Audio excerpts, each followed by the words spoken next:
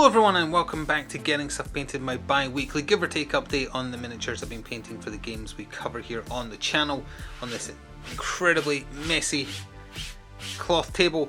And we have a lot to talk about and a few big miniatures this time, so no dilly-dallying. We've got a big chunk of miniatures to talk about from the Dark Souls board game, which you will already have seen both parts of, I believe, so these have already been on film. Then we have a big chunk of Fallout Wasteland Warfare. Only one miniature from Marvel Crisis Protocol, but it's a doozy, and then a little bit of a Batman miniature game on the end there, which I've already also had in a battle report, but we can talk about them specifically. And as always, we'll start from left to right with frequent cuts for a very impatient dog who just dropped 2 balls and 1 cuddly toy at my foot. So let's start with, I think these are just called the Sentinels or Sentinel Guards. They're from Anor Londo in Dark Souls 1, and this is one of the miniatures that made an appearance in the playthrough we did to go fight the Titanite Demon that we'll talk about in a second. So as per usual, well actually no, there is an exception. Most things here are done with contrast paint, one thing is not. Actually that's a fun game. Can you spot the one thing that wasn't painted with contrast paint?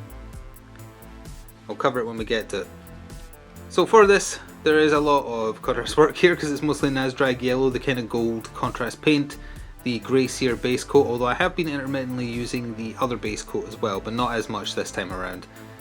And a very nicely detailed miniature, and Steam Forge has actually started reselling these Dark Souls miniatures as little separate packs for their kind of D&D RPG D20 Dark Souls side thing, which is a little weird. Let's take a look at these holos because they're all the same. I batch painted these pretty swiftly, so they're very just get them done.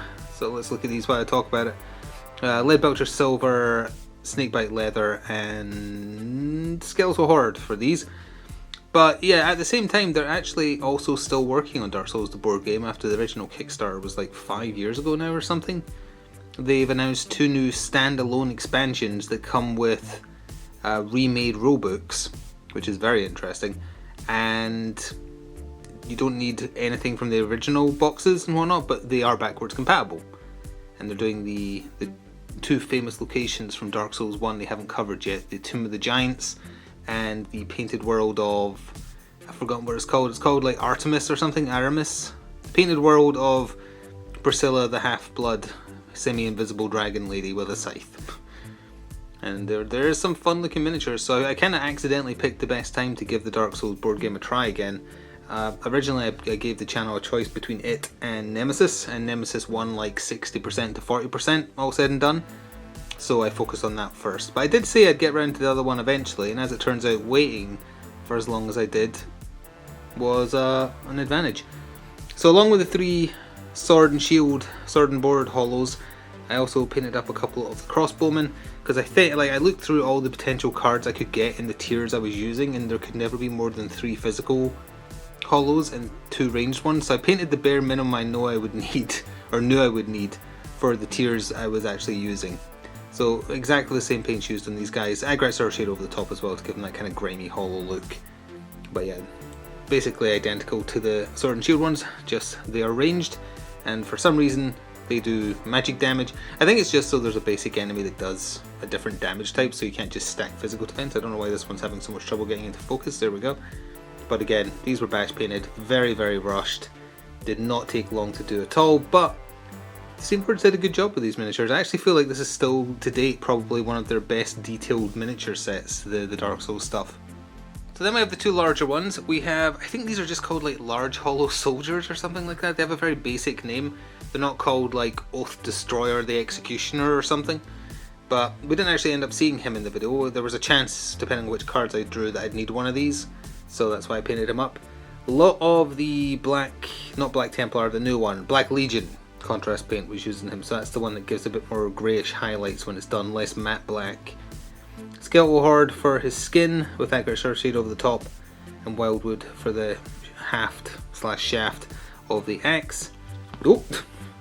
And the base, I go over it in contrast and then just use a normal matte black paint over the top to make it look just pure black basically.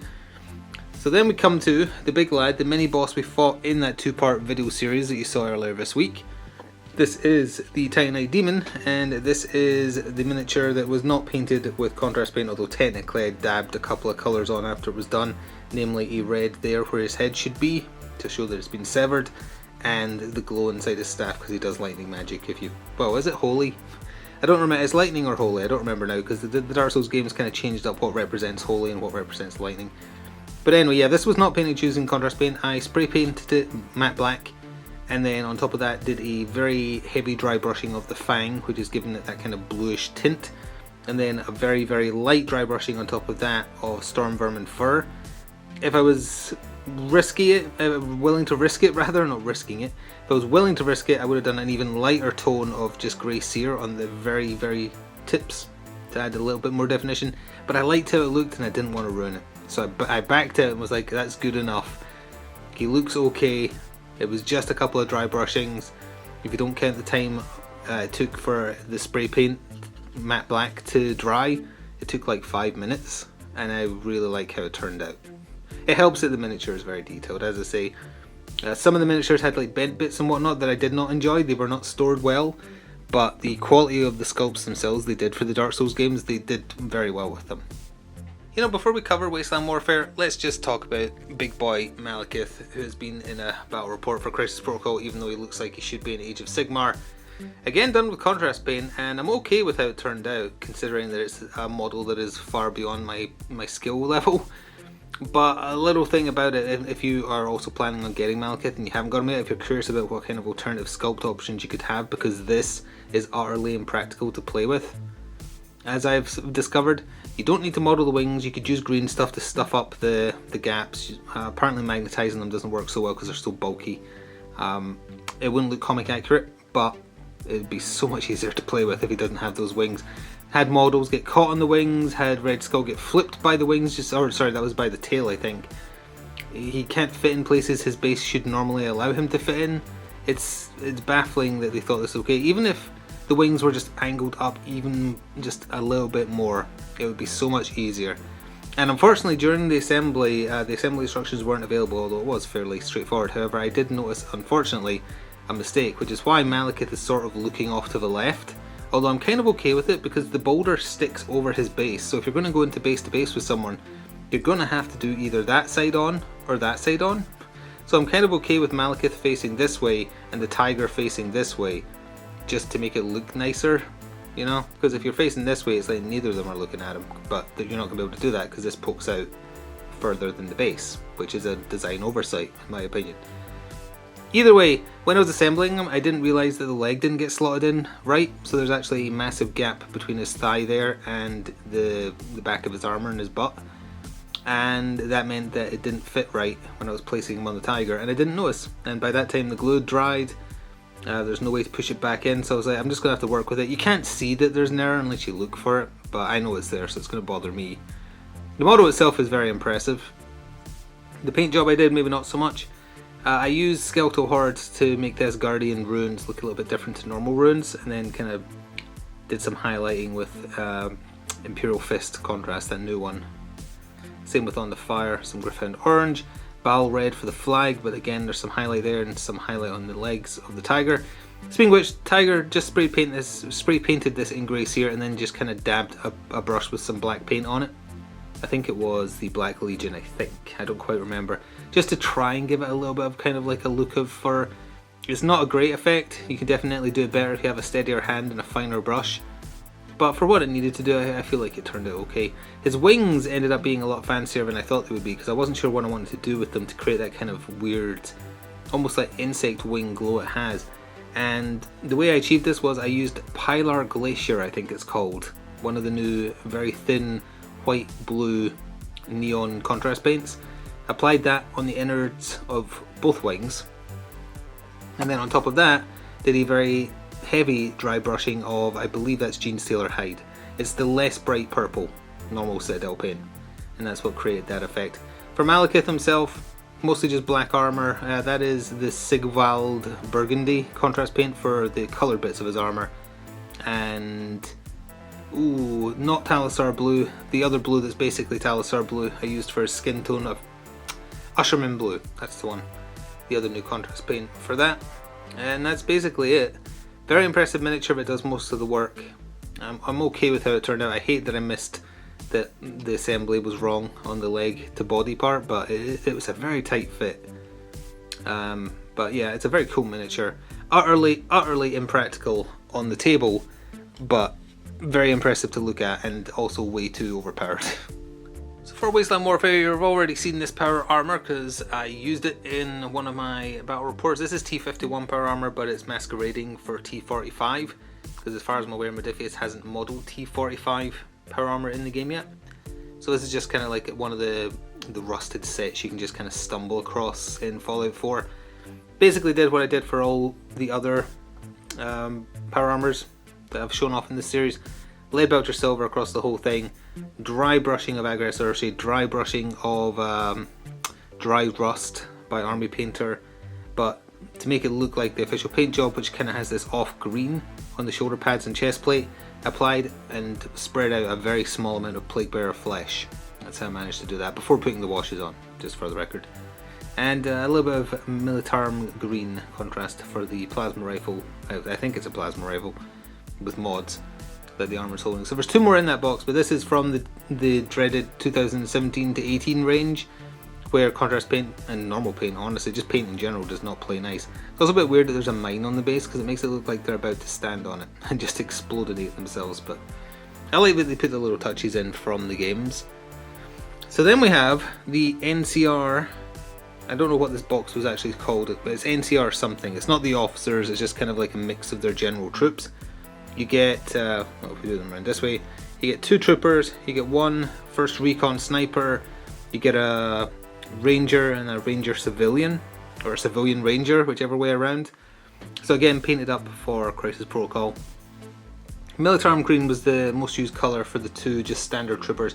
I think this guy's gun is oversized. I know it's got a bayonet on it, or bayonet as a video game, which is making it look larger than it already is, but I think even if you ignore that, like you hide it, it still looks too large compared to him. I think it's a little bit of a miscast. But either way, he's in a bit of a weird pose too. Lead Belcher Silver, Aggress Urshi over the top because the Wasteland do be messy. And then this lady's using, I think it's a bolt action. Or maybe, I'm not sure actually. It's a rifle of some kind instead of the assault rifle. And she's having trouble getting into focus. She's hiding behind sandbags that I just painted with Skeletal Horde and Aggress Urshi over the top. Unfortunately, she came with a bit of a wonky sniper, but you know, it happens. Or a wonky rifle, I should say. But Militarum green again is the most used colour for her. Same with the first recon sniper. He's got a lot of Militarum green on him. That is Blood Angel's red, I think I used for his cap, and just plain silver with a wash over the top because he's got like the stereotypical base sniper from Fallout 4 equipped. Very fun model, very powerful as well, which is why they cost so many caps if you're playing in a mode that cares about cap counts. A little bit of Wildwood for the planks of wood, same on another base we'll look at in a second.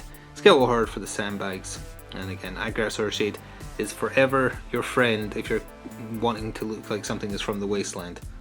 Alright, one toy throw later, the Civilian Ranger, Militarum green for his pants. I used one of the new Citadel paints, contrast paints that is, for his shirt. It's the one I had to write in post last time, that one again. I forgot, I think it's called Skyhawk Blue or something. It's a very light blue. It's basically like the Pilar Glacier that I used for the wings on Malekith, but thicker. It doesn't have like that light neon effect. And Skeletal Horde for his hat, Lead Belcher Silver for his guns, with a little bit of snakebite leather. Pretty neat. And then the actual Ranger, painted him exactly the same way I painted the Courier way back when. So if you saw that one, he's using the same armor except for different weapons. He's got the Ranger Sequoia and a dagger that is not in focus, is it? Give it a second. I think that's about it. Yep, there we go. So that's Space Wolves Grey for his jeans, Lead Belcher Silver for his body armor, Wildwood for his duster, and again, Aggress Urshi is your friend. Militarum green for the helmet with some Blood Angel's red for the visors. Very simple but very nice looking model. And I think my dog's about to bark. I need to clean these models up anyway before we talk about the last bit. So last but not least, we have the final 2 of Harley Quinn's new henchmen for the Birds of Prey in the Batman miniature game. and these have already been in a battle report with the rest of them, and in the last update I showed off the other 3. So same colours used for their armours. The only thing I really need to talk about here is the effects on their weapons. Flamethrower, so I decided I'm going to go all in on the brightness effect for the fire on him. So I used the new Imperial Fist yellow, and while this was kind of damp, patted it on, mixed in a little bit with the colours I'd already put on, waited for it to dry, and then applied a little bit more on the largest parts. It looks okay. I mean, it looks like what it's supposed to look like, which is the flame burning effect. I think if I'd mixed in a bit of orange, it would have looked more effective than, pardon me, than just yellow. But it's good enough. He's also very clearly setting his own hand on fire, but that's fine in both instances actually. But other than that, the exact same colours used, and I added a bit of shine here because I figured the light would carry, and metal is very reflective, so I like how that one turned out. And then for the other one I was like, well, she's firing some kind of very neon green gas grenade. It probably wouldn't create much of a reflection, but why not just go all in on it because it's very colourful and silly. On this side not so much because this is further from the weapon, so I've just dabbed a little bit on here. And this is the new contrast green, I think it's Striking Scorpion, the one I talked about last time. Very, very bright and vibrant green. And on this side I went all in on just dabbing it on top of the paint that was already applied to make it look like, you know, as it shoots out in slow motion, it's just brightened up her face, her foot, cast a little bit of green everywhere basically. And I think I went a bit too overboard with the effect, but at the same time I kind of like how it looks. I think the fire one turned out better, but this one is okay. And unfortunately this particular miniature didn't get much done in the battle report. We'll need to see her again in the future and actually see her do something. She has a very fun role where when she fires a grenade she gets pushed back by the force so much she gets like pushed miles away, and he gets a free move when he attacks as well. But yeah, so she's really, that's why she's modelled the way she is. She's modelled in a way that represents her roles, honestly, because she gets thrown back by the force of firing the huge grenade. So it's pretty neat. So that is all the Batman stuff from the most recent releases done. Still got some really old stuff to work through, but waiting for the new stuff to get shipped out. The Riddler stuff based on the Batman movie. I've forgotten what else offhand, but it looks like they're going to be doing like an orphan model, a new Huntress, a new potential Batgirl, something, or Batwoman. Looking at good stuff, which might already be available for pre-order by the time you hear this. So I'm hoping to see some Batman stuff for next time. You're definitely going to see the Winter Guard. They're almost done, but I wanted to wait until they were all done to talk about them. So you're definitely going to see the finished Winter Guard for Crisis Protocol. In fact, you'll probably have seen them in a battle report before you see them in one of these. But if you want to see me talk about them, I'll do so in this. Beyond that, I don't know. I am not sure what else. Some Crisis Protocol, not some Crisis Protocol stuff, I just talked about that. Some Wasteland Warfare stuff, probably. I need to get some things painted up for the rest of the series before we get further through. But anyway, that is going to do it for another painting update. If you want to show me what you've been painting, feel free to do so at the link to my Twitter, which is in the description box below. Send me a picture of what you've been painting, I'm happy to see it. And I hope it inspired you to get your pile of Grey Shame painted. It doesn't matter what skill level you are, as long as you enjoy it. With that said, I will see you in about 2 weeks for another update with some more miniatures to talk about. Until then, thank you very much for watching, and ta-ta for now.